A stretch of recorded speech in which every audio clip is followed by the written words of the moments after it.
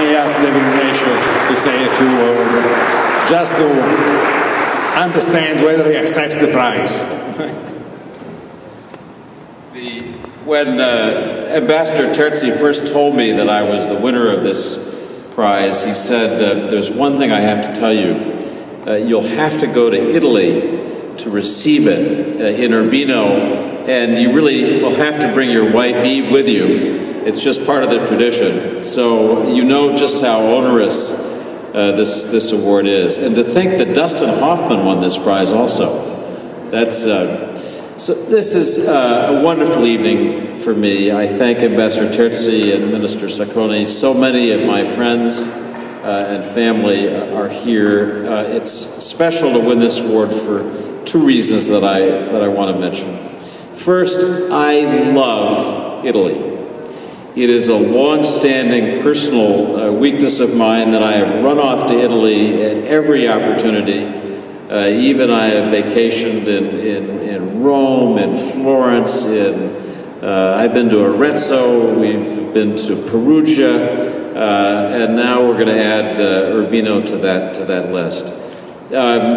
This Italophilia is a family affair in the Ignatius family, and I want to briefly tell a story about my father, who's here with my mother, who's going to turn 90 this year. Pop, just stand, because people are going to need to see what you look like when I tell this story. So when I was a boy, my impression of Italy was formed by my dad, who described what may have been his first visit there in the 1950s. And he told me that he had gone to the famous hat store called Borsellino. He had an old hat that he thought was worn out, and he went into Borsellino and he bought a beautiful, stiff-brimmed, gray Hamburg hat. And as he told me this story as a boy, he said he walked away with his new hat, and he took his old hat, and he walked down to the Tiber River, and he skimmed this old brown Hamburg across the Tiber and put on his new hat and walked off. So, you know, I thought, there can't possibly be a cooler place on earth than this. When I became a foreign correspondent, my first trip to Italy in 1981, of course, I went to Borsellino, and I bought myself a stiff-brimmed gray Hamburg hat. I was walking past the Quirinale, and a carload of Italians were driving by, and they pointed to this 30-year-old man wearing this absurdly formal hat, and they began laughing. As I remember this, one of them even, I think, shouted, "Fascisti," or something like that. It was years before I dared to put that hat on. But I just want to say, Ambassador, I'm ready now.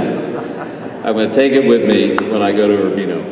The second reason that this is special is because it honors the part of our business that I love, which is international journalism. It's no secret that our business is in some difficulty, and that international reporting is part of the business that's really hard-pressed. And so in honoring the work that I do as a journalist and the work that Americans trying to write about the world do, you honor our news organizations, you honor my publisher, Don Graham, who couldn't be here tonight, who fights to keep every one of our foreign bureaus open, you honor our editors, and especially you honor our colleagues who work in far more difficult places than I do most of the time. So this is a wonderful evening for me and my family. I thank Urbino, the Italian ambassador, the minister. Thank you all for coming.